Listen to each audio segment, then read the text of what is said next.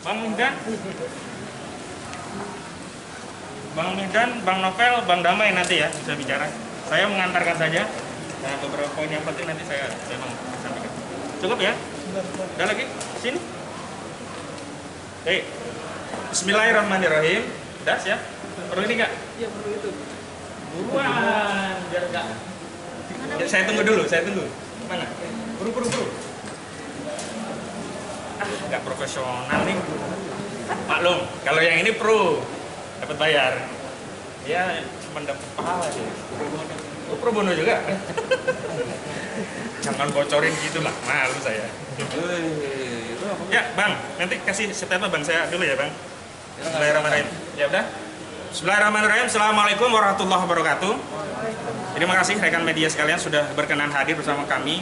Tadi kita sudah periksa saksi, beberapa saksi sudah kita periksa, salah satunya tadi dari saksi pelapor. Ini aneh ini. Kasus ini benar-benar aneh. Di dalam ketentuan pasal 27 ayat 3 dan 28 ayat 2 Undang-Undang ITE, Undang-Undang nomor 19 tahun 2016 yang ini merupakan perubahan Undang-Undang nomor 11 tahun 2008, itu yang dipersoalkan yang menyebarkan, yang mendistribusikan konten, bukan pembuatnya. Dan tadi saksi mengaku pertama kali mendapatkan dari ketua Ansor atau Banser Gus Yakut. Berarti dalam perkara ini justru yang mendistribusikan atau yang menyebarkan itu adalah Gus Yakut. Tetapi kenapa tadi tidak diperiksa? Dia mengatakan mewakili Gus Yakut. Tetapi Gus Yakut tidak di BAP tadi informasinya. Padahal ini delik yang genus, deliknya 310 KUHP, pencemaran, harus prinsipal yang diperiksa. Bukan kuasa hukum boleh, tapi hanya sebagai pelapor. Tapi tidak sebagai prinsipal. Karena dia yang tahu prinsipal itu, apa sih yang dicemarkan tentang dirinya begitu loh. Jadi ini yang paling penting dan saya mohon pertama dari Bang Mihdan untuk menyampaikan, kemudian Bang Damai, selanjutnya Bang Novel. Terima kasih dan nanti Riki untuk kasus, untuk persoalan penangguhan. Silakan Bang. Jadi yang pertama, benar apa yang disampaikan oleh rekan kami tadi, bahwa karena dakwaannya ada dua pasal ya, pasal 27 dan pasal 28. Yang berkaitan dengan pasal 27 ini adalah konten itu disebarluaskan oleh siapa, itu jelas. Tetapi memang menarik sebetulnya kami mempelajari dakwaan tidak diketemukan, bahkan pelapor itu kami juga kaget bahwa saksi yang dihadirkan dalam BAP ini adalah berdasarkan laporan-laporan itu tidak ada di dalam uraian dakwaan. Karena dakwaan pada pasal 27 itu mestinya juga mengantarkan laporannya kapan, di mana penyebarannya, siapa saja yang menyebarkan, baru konten terhadap pencemaran itu. Bagaimana bisa? Nah ini menurut kami menjadi bagian terpenting dalam menggali fakta persidangan terhadap dakwaan jaksa. Dan menarik memang perkembangannya, ternyata majelis hakim pun pada kesimpulannya juga kalau begitu kita putar aja dulu deh videonya gitu, kita putar kemudian baru pada saksi-saksinya. Ya bisa jadi dapat dari mana itu, siapa yang menyebarkan dan lain sebagainya ya. Tetapi bagian lain adalah memang ini kami mendahului bahwa persoalan terhadap apa yang disampaikan klien kami ini lebih pada kritik membangun ya. Kritik membangun ini harus disikapi tidak begitu saja sebagai satu tindak pidana, tetapi lebih pada nuansa kepentingannya apa, sudah kepentingan lebih besarnya apa, itu yang harus menarik perhatian publik ya, menarik perhatian pejabat-pejabat yang bersinggungan dengan masalah hukum.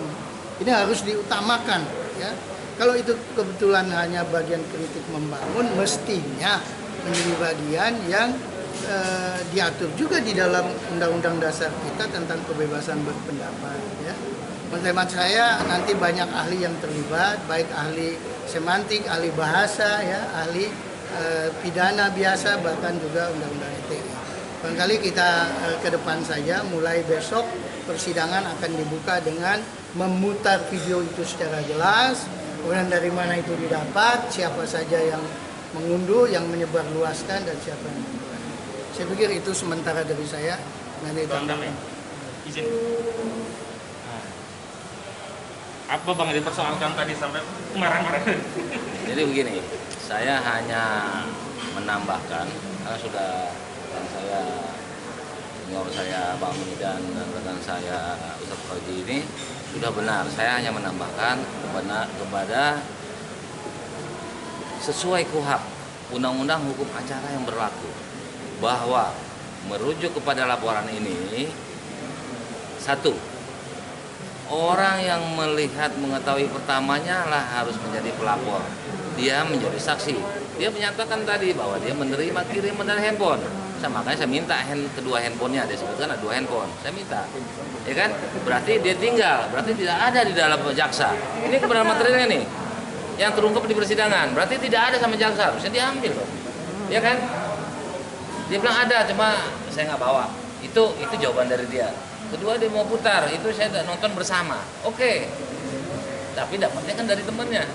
Sehingga yang nonton bersama itu sebagai saksi. Harusnya pelapornya yang mendapat yang pertama, atau karena dialah yang menjadi pelapornya, orang tersebut yang mengirimkan itu harus jadi saksi. Karena bisa menjadi terduga kuat melakukan transformasi, mengirim, mengeser orang tersebut. Gitu loh. Jadi memang kalau hukum acara ini diawali dengan tidak adil, maka tidak akan adil keadilan itu didapatkan. Karena JPU harusnya menolak, harus menahan, harus memanggil orang tersebut. Gitu loh. Jadi dari awal hukum acara ini dari polisi ke JPU sudah nggak benar. Jadi ketika hukum itu tidak ditegakkan sejak awal, maka keadilan itu tidak akan didapat. Ya kita harapkan di majelis hakim ini terakhir mau nggak menegakkan keadilan itu. Kalau hukum acara nggak benar, ya materinya pun tidak akan benar. Itu prinsip logika hukum. JPU harus menolak. Ketika orang itu mana? Dia pelapornya satu, atau dia menjadi saksi. Demikian, jadi kita terus terang memang kita pesimis dengan penegakan hukum saat ini. Hukum sangat leks, barang mewah. Demikian, mungkin ada rekan saya lagi, terserah. Wassalamualaikum warahmatullahi wabarakatuh. Izin Bang Novel.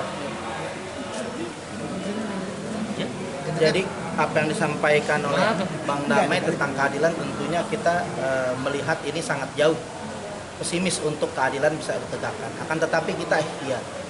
Karena yang dikejar adalah usaha urusan hasil, bukan urusan kita, urusan politik. Dan ini tentu jelas banyak sangat syarat sekali kepentingan politik. Kalaupun masalah ini dijabarkan, ini yang seharusnya diselesaikan dengan dialog.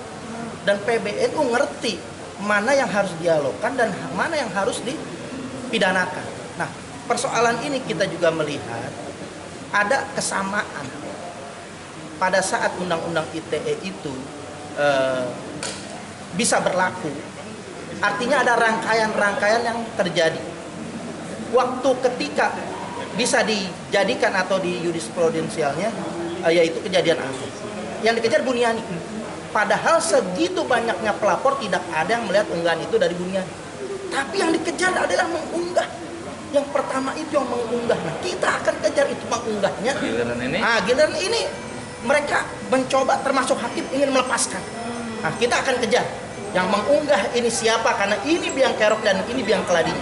Nah, insya Allah mudah-mudahan minggu depan kita bisa kejar ini biang keroknya ini yang mengunggah, karena mengunggah ini adalah punya bertanggung jawab, karena menyebabkan yaitu terjadi konflik, perpecahan anak bangsa, terjadi perseteruan yang sampai saat ini, dan itu adalah kepentingan politik. Kalau bukan kepentingan politik, yang unggah itu bisa dihadirkan, nggak ada pelaporan sampai saat ini kepada Gus Nur. Hanya itu mungkin yang saya sampaikan. Terima kasih. Ya, terakhir dari Bung Riki terkait penangguhan gimana tadi?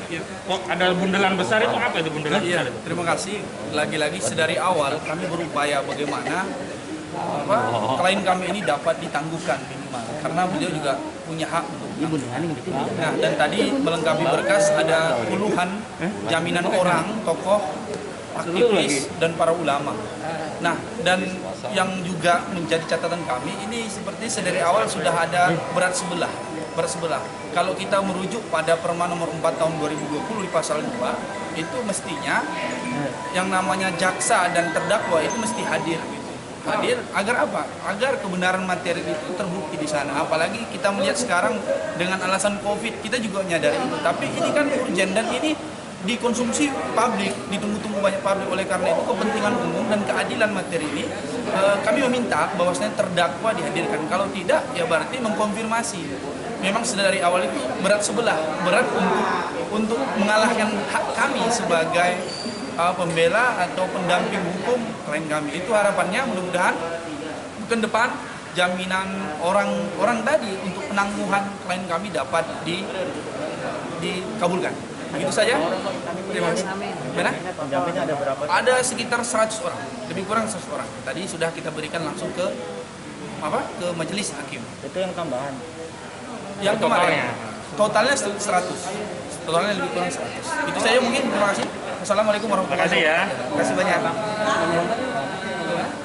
Nama saya Rizky Fatama Jaya, SHM kan. Ya. Terima kasih. Ya, sama. Mantap.